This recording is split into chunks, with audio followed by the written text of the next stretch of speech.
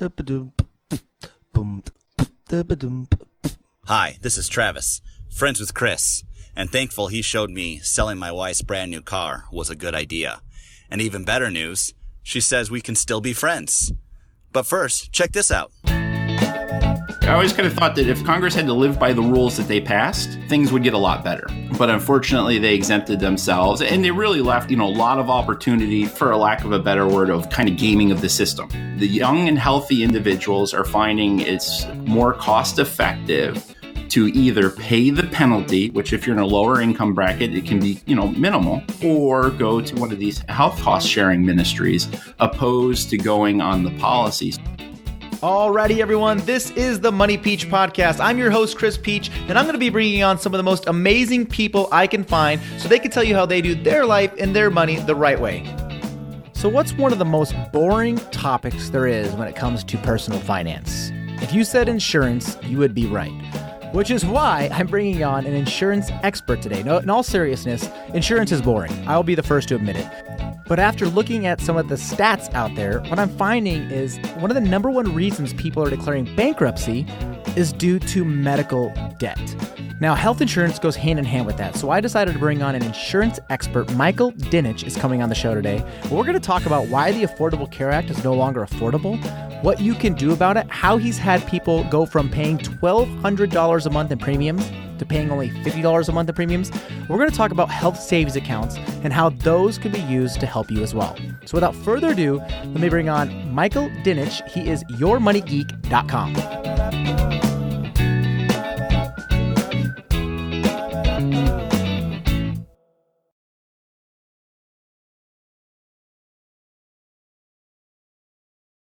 Michael Dinich, Your Money Geek. Thank you for coming on the Money Peach Podcast. I like that. It's Your Money Geek. Like, it's just being real here. Yes. Your Money Geek. So real quick, before we go any further, what is Your Money Geek? Where did you come up with that? Because I like it. Well, my parents had launched a financial planning company, Your Money Matters. And I decided that we wanted to kind of branch off in a little different area, make financial planning, insurance planning a little more fun and a little accessible. I tend to be a geek myself, so I thought that might be a neat way to, make finance more relatable. By just calling yourself a geek and pointing it out. I mean, for the layman on the street, when you hear somebody that's like, yeah, I'm in the financial world. I mean, no one's pointing like you're a geek, but I think for the most part, and just as for me, myself, when I tell people that I, run a personal finance blog and podcast, they're like, oh, you must be a geek. And I'm like, yeah, absolutely I am. I'm proud of it. So Your Money Geek, you pointed out perfectly.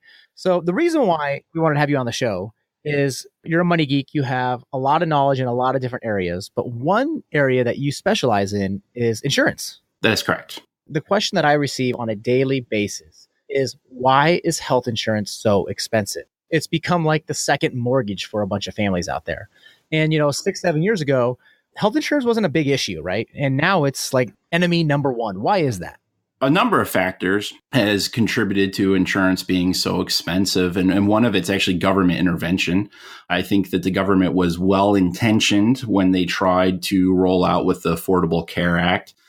But the problem with the legislation is it really didn't do anything to control costs. All it did was take the costs that are already there to the economy and just redistributed how those existing costs were going to get paid for. So unfortunately, the program created some winners, some people that kind of won the Affordable Care Act lottery, if you will. And it created some losers, people that were disadvantaged by the Affordable Care Act to basically pay for or subsidize the people that benefited.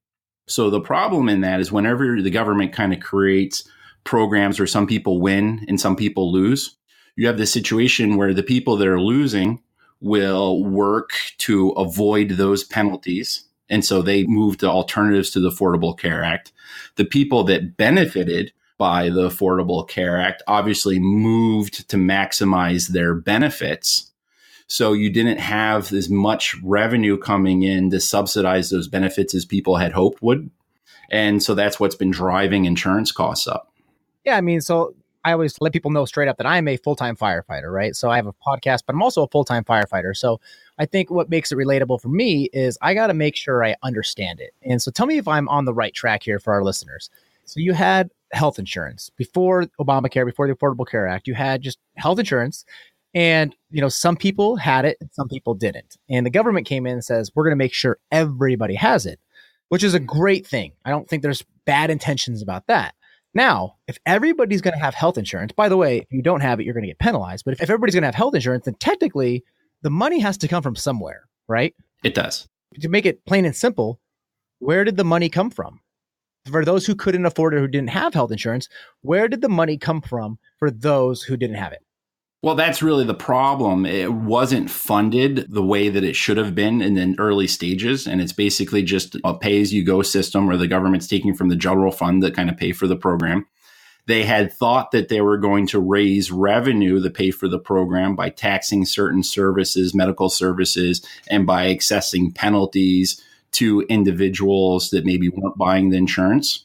The problem was there's a lot of exemptions to the mandate to buy insurance. For example, what a lot of young people are doing is rather than going and buying insurance under the Affordable Care Act, they're going and buying coverage through health sharing ministries such as Liberty Share or MediShare. And those are, great programs for maybe young people that are looking to have some level of coverage. They don't technically consider health insurance, but they're a nice option and people can go on them. They're basically claiming the religious exemption to having health insurance, and they're able to go on there. So the downside to that is the government's not raising the revenue the way they thought they would. And they're also not adding to the risk pool. One thing that's very important for insurance companies is they dilute the risk on the most amount of people as possible. And they want to try to get a lot of healthy people in there to essentially subsidize coverage for the people that are sick. The problem is, the younger people, particularly they're healthy, are saying, look, I don't think I'm going to get sick. I don't think I really need to worry about this. They're seeking out alternatives to the Affordable Care Act, which is making it so the risk pool is relatively more sickly, relatively older, and that's why the costs are going up. And the insurance companies, they're private businesses. They're in the business of making money. So they have to raise their premiums to stay competitive. Is that what's going on there? Absolutely. They have to raise their premiums. The other thing is that the Affordable Care Act was well-intentioned, but the problem was, it forces everybody to have certain essential coverages. And, not everybody needs all those coverages. Not everybody needs a Cadillac health insurance plan. Some people just need the Chevy version of health insurance. The fact that, insurance companies have to cover people. Some people are overinsured on the Affordable Care Act, and that drives the cost of coverages up. Earlier, you said that a lot of people are looking for alternatives or maybe loopholes into the Affordable Care Act, which is what caused, a lot of the prices to go up for people who are using the insurance. So I'm on the Affordable Care Act website. And so there's 7 groups of people that are exempt according to the Affordable Care Act. And this is going to be pretty eye-opening. So the number 1 is members of Congress. If you're a member of Congress, you are exempt from the Affordable Care Act. Number 2 is Native Americans living in a federally recognized tribe. Number 3 is homeless making less than $10,000 a year. Number 4 is an illegal alien. 5 is if you're Amish or Mennonite. 6 is if you're an incarcerated prisoner. And 7 is if you're a member of a recognized health sharing ministry, which you had said that earlier. I'm looking at this list here, and it's almost comical that the Affordable Care Act goes in and it says, okay, everybody is going to have insurance. And like you said, that was their plan to subsidize those who could no longer afford it. But however, the first group we're going to make exempt are members of Congress. I'm like, is this just comical to you? It is. I always kind of thought that if Congress had to live by the rules that they passed, things would get a lot better. But unfortunately, they exempted themselves, and they really left a lot of opportunity for a lack of a better word, of gaming of the system. The young and healthy individuals are finding it's more cost effective to either pay the penalty, which if you're in a lower income bracket, it can be minimal, or go to one of these health cost sharing ministries, opposed to going on the policy. So you're not getting the young people and the exchanges subsidizing the cost the way people would hope. And then the older individuals, particularly because the Affordable Care Act puts limitations on how much the insurance companies can charge for older age individuals. Older individuals are seeing huge reductions in premiums actually by going on the Affordable Care Act. So there's this adverse selection where you have people that are more likely to use the coverage or would be a higher risk or going towards the Affordable Care Act. The people that should be lower cost and relatively healthy that we need on the Affordable Care Act, they're going and they're seeking out alternatives. And I understand why. I mean, what is it? It's a little over $700 now per person if that's the tax penalty you pay, or 2.5% of your adjusted gross income. Is that right? That's correct. So people are willing to pay that. So the reason why I'm so passionate about this is I live here in Arizona. In Arizona, when the Affordable Care Act went in, it was the worst hit state as far as premiums going up, deductibles going up. I'll just give you some numbers. So I'll give you my mom and dad, for example. So my mom and dad come along. Kids are out of the house. It's just my mom and dad. They're in their 60s. Okay. I shouldn't say that. My mom's almost 60. We'll just say 50s to 60s. They're a couple. They have no dependents, right? Just them two. Their premiums went to $900 a month and their deductible went to $14,000 a year. Two of them. And they're like, wow, this is a mortgage. And if we get hurt, we're out of pocket $14,000. Most people don't have a $14,000 emergency fund, right? No, they don't. And that's one problem with the Affordable Care Act. One downside to it is the deductibles are quite high on most of the policies. It's unaffordable. It is. And that's kind of like coined the nickname, the Unaffordable Care Act. Then you kind of have that going back and forth because there's all these people that weren't able to afford health insurance who are now able to afford health insurance. And I think that is wonderful. I want people to have good health care, but you're taking, hardworking Americans, like my mom and dad. They did everything they were supposed to do, hardworking, and then get into close to retirement age and boom, we're going to nail you with some crazy, crazy high premiums and deductibles. And if you don't pay it, you're going to have zero health insurance. And we're going to go at 2.5% of your adjusted gross income or $700 a person in a penalty at the end of the year. So it's your choice, right? What do people do who are facing this? Because I know people on the other side are either facing this themselves who are listening, or they know like a neighbor or a mom and dad that are going through this. What is their first step?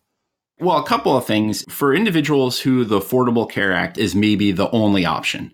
So, for example, they're not a small business owner. They're maybe too old or their health is such that they maybe wouldn't be able to go onto a health sharing ministry. If they're forced to go onto the Affordable Care Act, the first step is to understand how the Affordable Care Act works. The cost for your coverage can be subsidized depending on your modified adjusted gross income. So people that have to buy under the Affordable Care Act really want to keep an eye on their adjusted gross income, their modified adjusted gross income, and consider any and all options they have available to them to lower their taxable income. So that could be, a combination of moving to tax-free sources of income if they're in early retirement, maybe placing interest-earning investments they have into tax-deferred vehicles so the interest won't be on their tax return. It might be a combination of funding their 401ks to the maximum or, contributing to retirement accounts. Anything they can really do to get their modified adjusted gross income down is going to lower their net cost for health insurance. Gotcha. So you have somebody that comes into your office. They're my mom and dad. They're paying through the roof.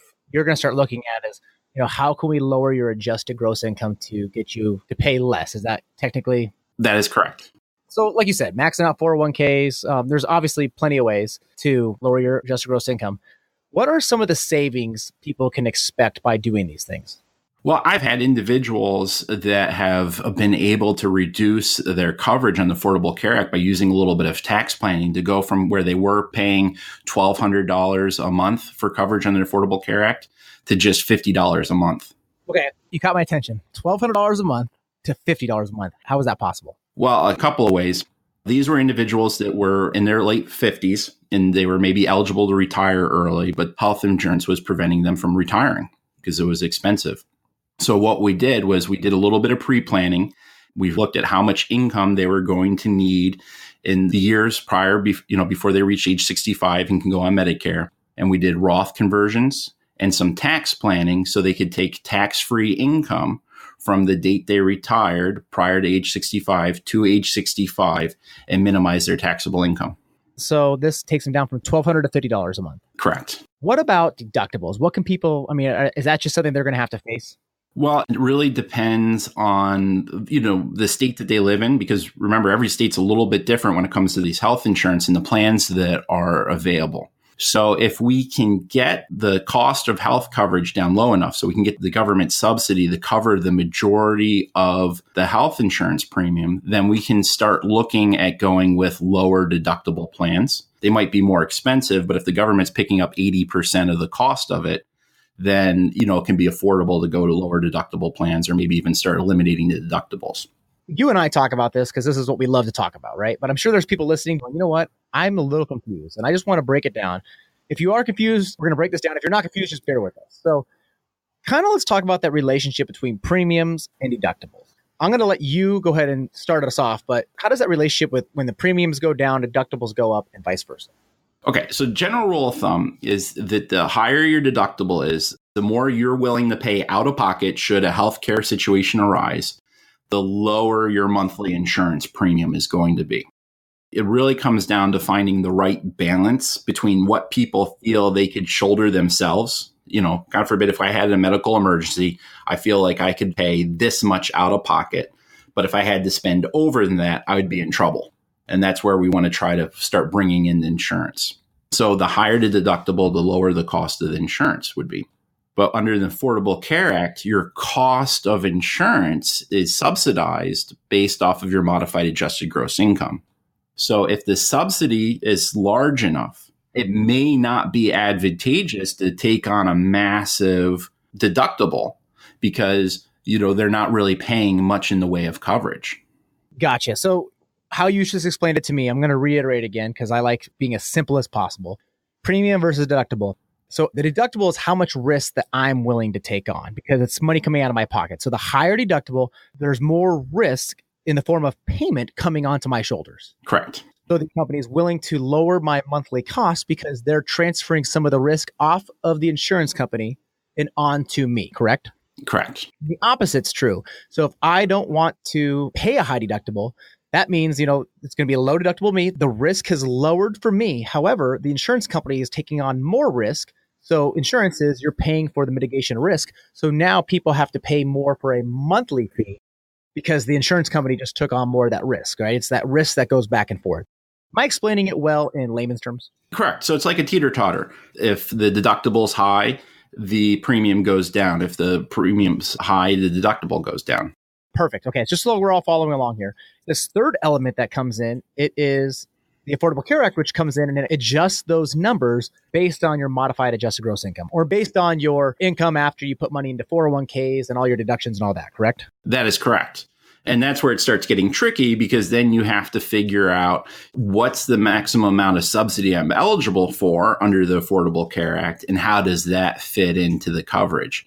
You know, if the subsidy is large enough to pay for the whole premium, you could be in a situation where you have zero out-of-pocket expense for your monthly insurance costs. So we really have to look at where the modified adjusted gross income and the subsidy fits into the picture of deductible versus premium. Yeah, I think this is why there's so many financial institutions that have some kind of software application or they call it a fintech, financial technology application or app that goes and does all this for you. And I think it works well, but I think the one place that's still, we're not there yet is what we're talking about right here. I think you still have to have a human element to it because there's so many varying factors that I don't think artificial intelligence or some kind of technology is going to be able to actually do exactly what you really want it to do. And that's why we have Michael from You're a Money Geek on is to kind of explain, you know, that give and take relationship of, I call it the human effect, right? You have to have some human effect in making the best decision. It can't all be robotic. Michael, I like this because insurance is extremely boring to talk about, right? I mean, you don't go to a party and say like, hey, you want to talk about health insurance? No, no one's going to talk to you, right? No one's going to want, but it's also one of the largest expenses in our lifetime. So it should be something we definitely talk about. And it's the one thing that can bankrupt us. It can. In fact, one of the largest reasons that people go through bankruptcy is actually because of medical debt. Very true. So there you go. I mean, the topic that no one wants to talk about that's boring and ugly, and we got to try to make it fun, which I like you're doing. You're the money geek. We got to try to make it fun. We got to try to make it relatable. My next question is kind of on the topic of health insurance. How does a health savings account work? Is that something that you recommend? Is it beneficial for people to be using? I get that question a lot too, is tell me about a health savings account. Health savings accounts have always been great. And as part of the GOP tax bill that was recently passed, I think they've even become better because the GOP tax bill made it much harder for individuals to itemize their deductions and to take advantage of the tax deductible medical expenses. So with the health savings account, and there's a lot of confusion out there with these, but the health savings account is basically just a savings account that people can contribute up to the amount of their deductible into this account. They get a tax deduction for funding it. So for example, if my insurance policy has a deductible of $5,000, I can put $5,000 into this savings account. I'll get a tax deduction for it. So the $5,000 comes off of my tax return. If I need the money for healthcare through the course of the year, so let's say, for example, I go to the hospital and I need to pay for some co-pays or deductibles, I can take money out of that savings account, income tax free, and pay for the medical expenses. If I don't need to use that money, it can remain in the account. I get to keep it. It can grow similar to a retirement account. And at age 65, I can then access that money similar to how one would access a 401k or IRA. So it can become an additional source of retirement savings. Also at retirement, I can use that money to income tax free pay for medical expenses. What about Medicare? It can be used to pay for Part B premiums. So going back, this is the way I look at it. And tell me if I'm wrong here, is money goes in tax-free, right? Kind of like your 401k, pre-tax, tax-free, tax-deferred, however you want to call it, goes in, it sits in this holding account or this savings account, and it can actually grow inside there, correct? You can put it in mutual funds, bonds, stocks, ETFs, whatever it might be. Absolutely. Grows tax-free as well, correct? Well, tax-deferred. Tax-deferred, I'm sorry, yeah. That's why I have you on. So it grows tax-deferred. And then if you use this money for qualified medical expenses, if you have an HSA, you go to their website, there's definitely some do's and don'ts, right? You could definitely use it for any kind of medical expense, but you can't use it for a boob job, right? That's plain and simple. So it goes in tax deferred, it grows tax deferred, and it comes out tax deferred. So from what it sounds like to me, the government really doesn't get any of this money. Well, they can if you use it for retirement income. So if you hit age 65 and you decide, okay, I build up some money in here and I just want to live off of it, then the money would be taxable to you as income. But if you use it for medical expenses, it comes out income tax free. Gotcha. So if you use for medical expenses, it can completely bypass old Uncle Sam and go straight 100% efficiency used for you for medical. Correct. I'm a huge fan of these. Do you recommend these as well? I do. I recommend them to everybody I can. I think everybody should try to max them out. I would, if somebody has a limited budget, I would maybe look at putting as much money into their 401k as they can to max out on the contributions, the matching, if any, from the employer. And then after we hit that, they start consider funding the maxing out the HSA. And then if they still have money left over that they can contribute to retirement, they go back to the 401k or maybe individual retirement accounts. Would this be another strategy that you would use to lower the adjusted gross income for people? Exactly. You're on the right track with that. That is one thing that we do because it's tax deductible. So it's going to come off of the top of the tax return. So I'm looking at the limits right here. Single people in 2018, if you file single, it's a $3,450 limit. So that's $3,450 tax deferred into your HSA. For filing as a family, it is $6,900 a year. So there's another spot, right? We have, $18,000 in a 401k that we could park money. We have, and this is under age 50. Right. And then we have $6,900 for a family. So right there, we found quite a bit of money where we could lower our adjusted gross income for the purposes of that, correct? Absolutely. I feel like we are on the same team here. I'm talking it out the way I do it in my head. I'm sure people listening do the same thing. And I feel like I'm getting better. Michael, you are making me better right now at this whole insurance topic. And I love it. Oh, thank you. That means a lot to me. This is awesome. So you've provided some great value. I want you to just share a little bit about how people can get in contact with you if they have questions about insurance, if they have questions about retirement, about pension planning, about all the things that you do. Where could we go and find Michael?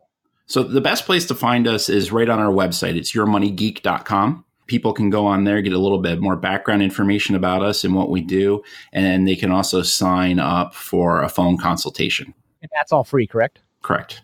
All right. Couple questions I didn't hit you with earlier. I do this with every guest on the show.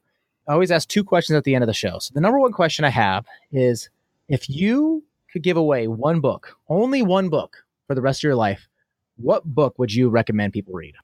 I think the book that I would recommend was What Happened to Penny Candy by Richard Mayberry. I've never heard anybody before mention that book. So say that again. What happened? What's the name of the book? What Happened to Penny Candy by Richard Mayberry. Why is that your favorite book? Well, it's a great book and it really breaks down economics. It's actually written to explain economics to children, but I find it's great for adults and anybody that wants to get a better understanding of economics and how economics works. The more we understand economics and money and inflation, I think that makes us better consumers, better investors.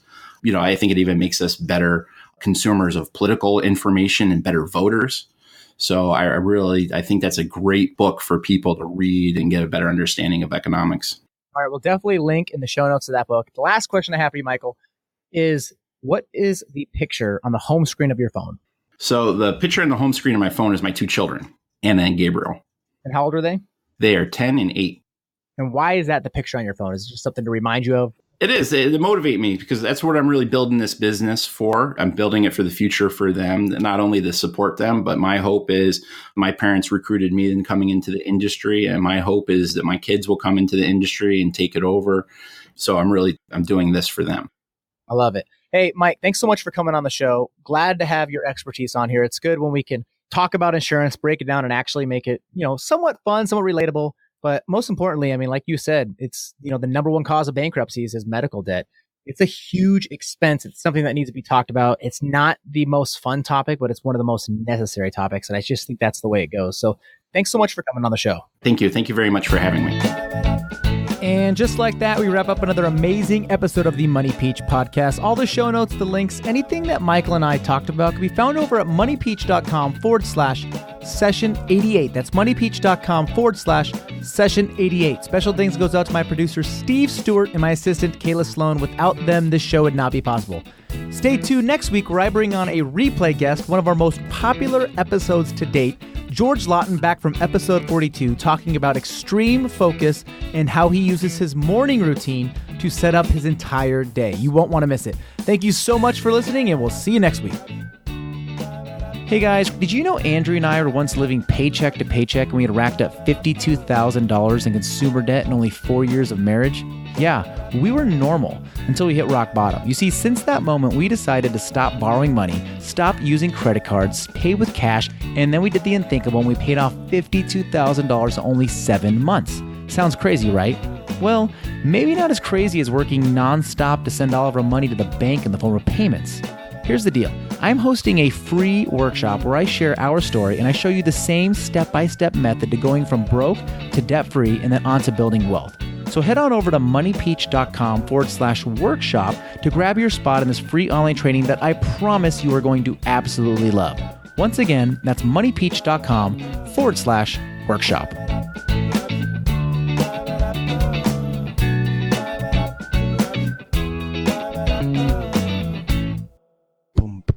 Boom, boom, boom, boom, boom.